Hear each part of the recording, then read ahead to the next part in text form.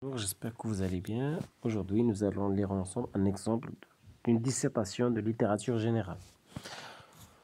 Donc voilà, ça concerne le rapport du jury du ministère de l'Éducation nationale et de la Justice française. Voilà la citation en question et on va voir l'exemple d'un plan et d'une dissertation rédigée par les membres du jury de l'agrégation, la formation des enseignants agrégés. Donc, le sujet de la dissertation française de la session 2023 portait sur la religieuse de Diderot. Son intitulé exact était le suivant. À la lumière de votre lecture personnelle de l'œuvre, vous analyserez et discuterez cette citation à propos de la religieuse. Diderot a composé un roman de la féminité.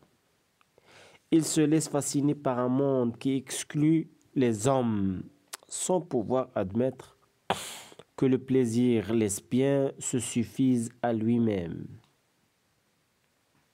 Sans pouvoir admettre que le plaisir lesbien se suffise à lui-même. Il suggère les atermoiements du désir, les incertitudes et les flous de la conscience. Une analogie s'établit entre séduction des corps, séduction des récits et des images, séduction de la religion. Et la force du roman est de lier la présence la plus pathétique du corps et l'analyse la plus critique de l'illusion. Michel Delon, notice sur la religion in Diderot.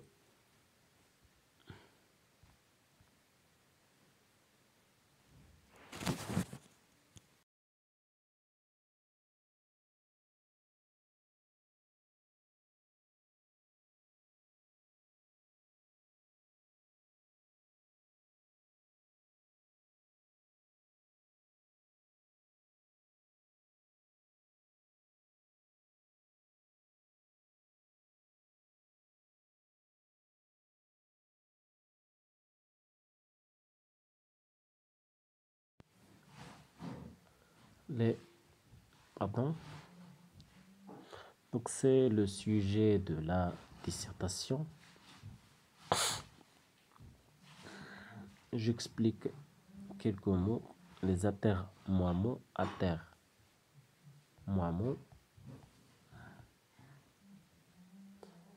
action d'atermoyer, c'est-à-dire le fait de différer quelque chose, de le remettre à plus tard. Atermoiement, de différer quelque chose. Hésitation.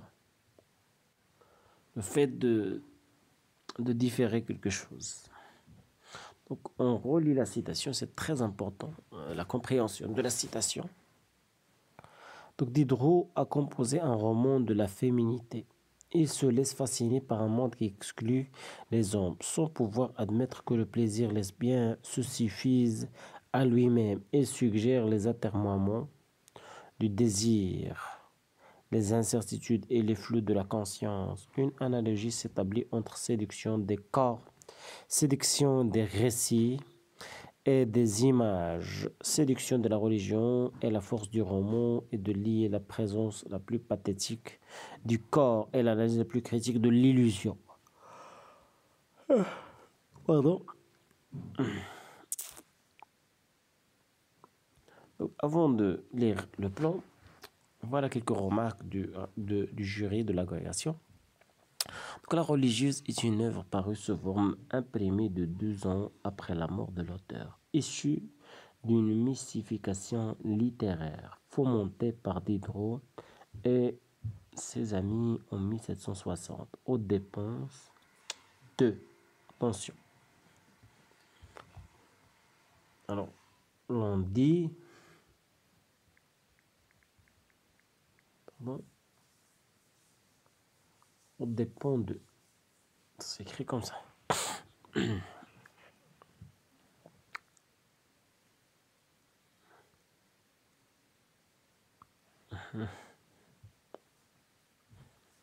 On dépend du marquis de Croixmare. Reprise et profondément transformée par l'auteur 20 ans plus tard.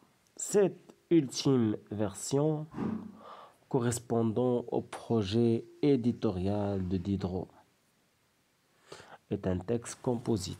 Il est le produit d'un long processus d'ajout et de réécriture. Le roman Mémoire de Suzanne Simonin est suivi d'une préface évoquant la mystification dont a été victime le marquis de Croixmare de la part de ses amis. Cette préface est elle-même la réécriture d'une première version, rédigée par Grimm en 1770. Elle comprend aussi la fausse correspondance, plus ou moins retravaillée, adressée réellement au marquis, et se conclut avec ironie par une question aux gens de lettres. La religieuse de Diderot est donc une œuvre hybride. La religieuse de Diderot est donc une œuvre hybride. Certains candidats ont, hélas, négligé la préface pour se retenir que le récit de Suzanne Simonin, ce qui a bien évidemment limité et appauvri, sinon égaré la portée et l'intérêt de leur analyse.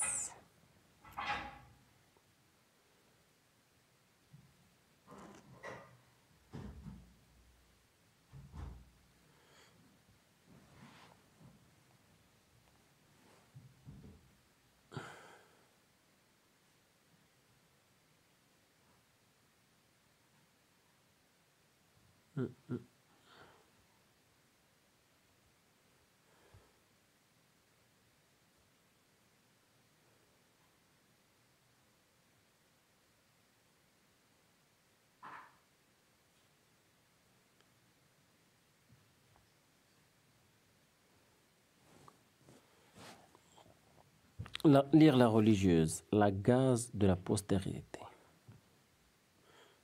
l'étoffe de la postérité. Du roman Mémoire de la religion, la postériorité a essentiellement retenu la représentation scandaleuse de la religion, particulièrement de l'institution conventuelle, à travers la figure de Suzanne Simonin, qui refuse désespérément le cloître. Le titre de l'œuvre, dans sa simplicité, identifie le personnage à un statut, autorise une forme de modélisation. Bref, est susceptible de réduire Suzanne à un personnage en thèse. Diderot, dans la préface, évoque le roman comme la plus cruelle.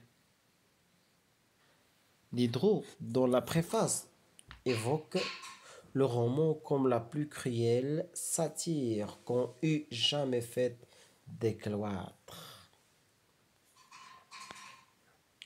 Le scandale provoqué par l'adaptation cinématographique du roman par Jean Rivette en 1975, ainsi que les efforts réitérés d'une censure institutionnelle à l'égard de ce film, semblent accuser la portée sulfureuse de l'histoire de Suzanne Simone. J'ai déjà expliqué cet adjectif. Sulfureuse, sulfureuse.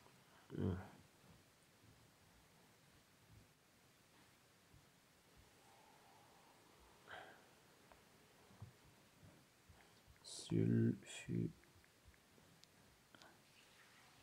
Qui tiennent de la nature du soufre, qui est socialement réprouvé, qui est socialement réprouvé, qui est socialement rejeté. Donc tout simplement, la portée refusée de l'histoire de Suzanne Simonin.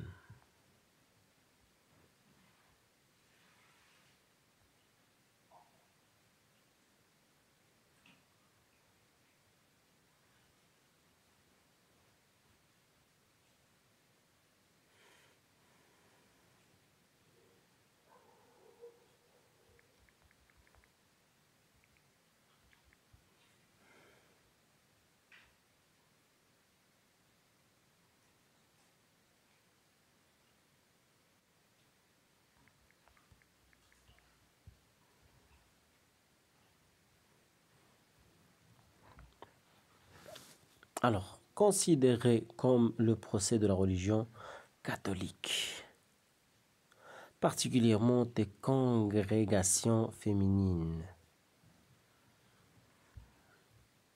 La religieuse de Rivette est rebaptisée Suzanne Simona, la religion de Diderot, pour que le film puisse être autorisé progressivement à tous les publics en 2018.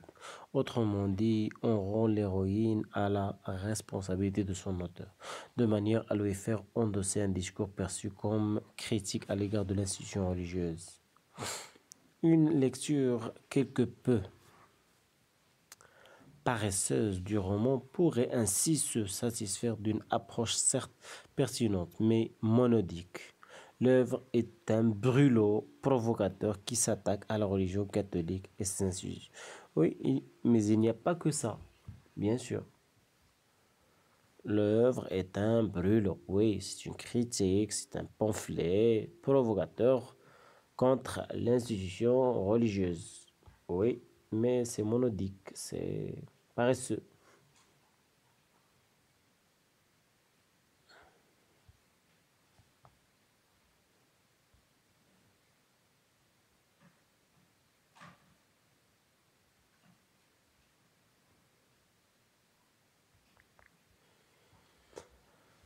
On a pu lire dans certaines copies que ce roman constitue une critique de la religion et même une critique de la société, au prétexte que Diderot est un philosophe du siècle des Lumières. Si l'on s'en tient là, il s'agit d'une interprétation qui peut s'avérer particulièrement réductrice.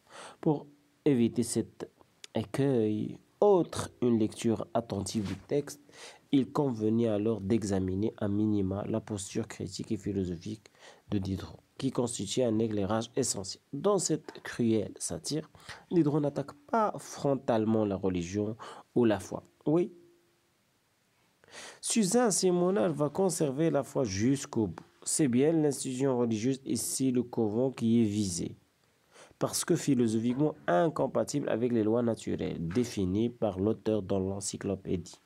Les lois naturelles ne dépendent point d'une institution arbitraire. Loi naturelle dont le second principe est l'amour de soi-même. Ce qui meut Suzanne, qui n'a jamais eu de l'esprit du cloître, c'est l'aspiration à la liberté. C'est l'aspiration à la liberté. L'aspiration à la liberté.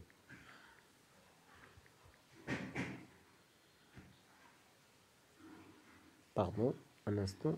Action d'attirer l'air extérieur dans ses poumons. Aspirer. Action de porter ses désirs vers inspiration. Je cherche un bon synonyme, manière de prendre.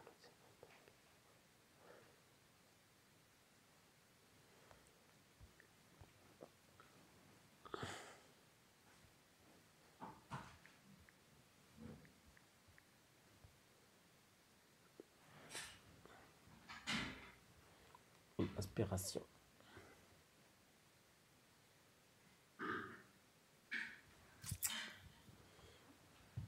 Pardon.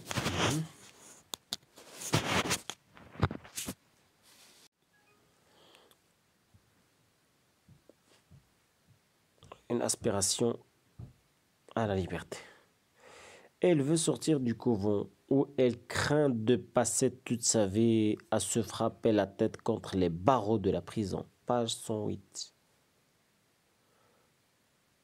Quel que soit celui qui l'accueille, je ne recouvrerai pas ma liberté.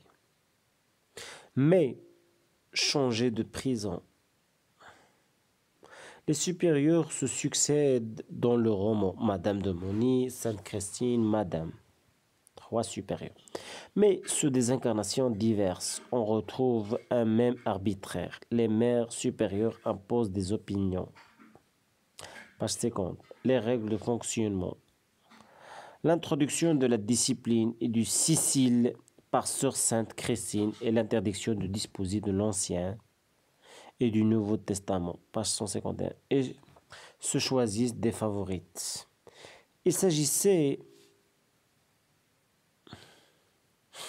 de ne pas se tromper de révolte ou de perspective critique, ni de réduire le texte de Diderot à un apologue, mais de revenir à une lecture précise.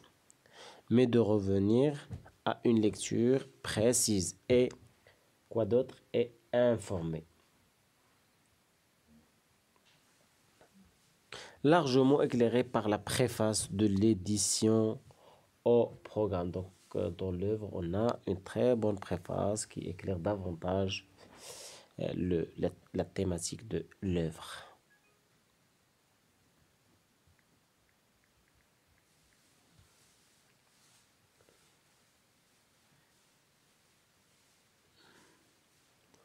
Attention, donc il ne faut pas réduire le texte de Diderot à un apologue. D'accord?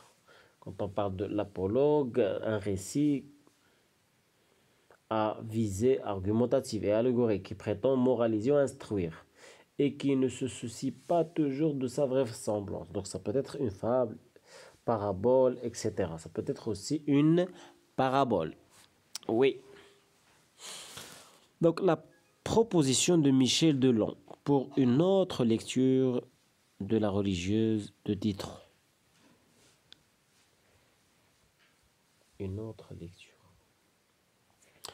Alors passons maintenant à la proposition de Michel Delon.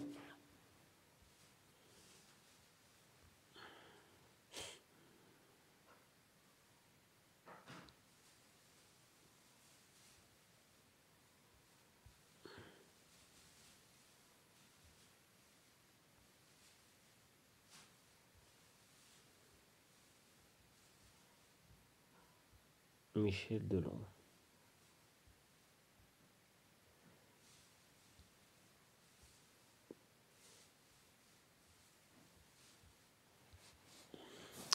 À rebours d'une approche convenue, le commentaire de M.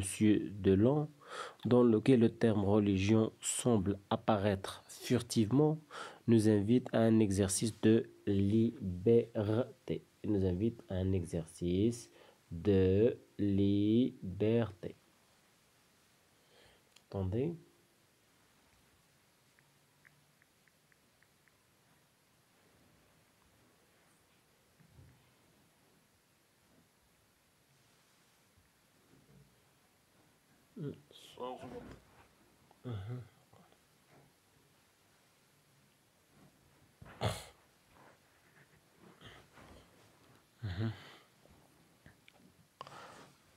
Dans les lignes qui concluent la notice de la religieuse, figure dans l'édition de la Pléiade 2004, le critique n'évoque pas les motifs de scandale qui ont tant agité la postérité et recouvert l'œuvre du Glacis d'une exégèse ressassée. Monsieur Delon nous invite à redécouvrir le roman, à rafraîchir notre lecture.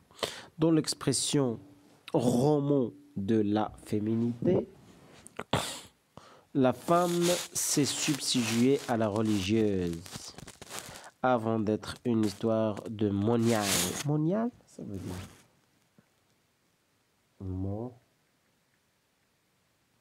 monial. Moine, religieux, vivant, cloîtré. Moine, pardon. Nonne, religieuse, habitant dans un monastère. Une histoire de monial, de nonne. C'est au travers du cas de Suzanne, l'histoire de femmes, de jeunes créatures toutes vivantes, enfermées dans un sépulcre et condamnées à la folie par l'arbitraire d'une institution. Comme l'a suggéré un ou une candidat dans une excellente copie, la religieuse constituerait bien un roman de la féminité, c'est-à-dire au gré des aventures d'une voix féminine, au gré de... Oui, au gré. Soulignez ça. Au gré des aventures d'une voix féminine, un roman trait sur un monde des femmes. un roman centré sur un monde des femmes.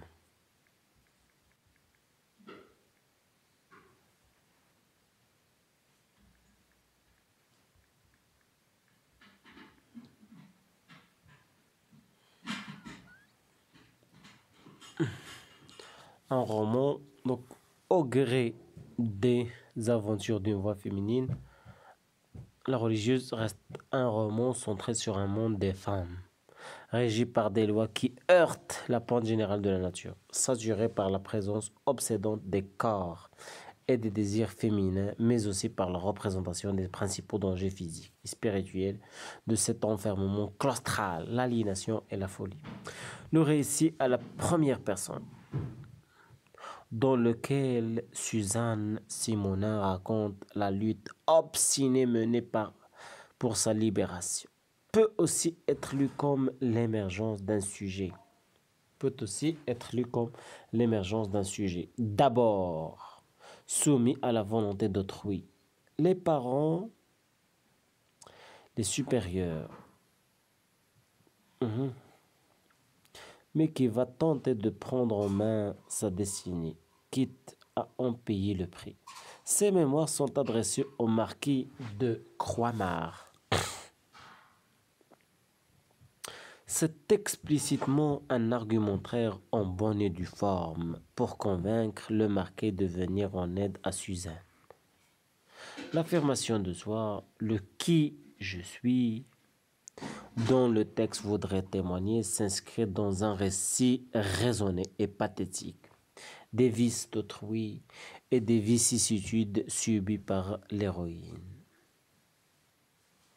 Vicissitudes, les épreuves, les transformations. Vie. J'ai déjà utilisé ce mot dans l'une de mes dissertations. Vicissitude.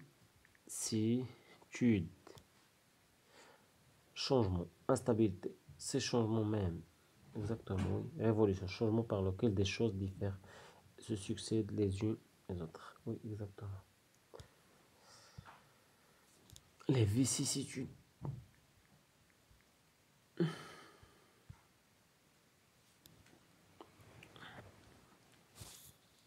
Pardon?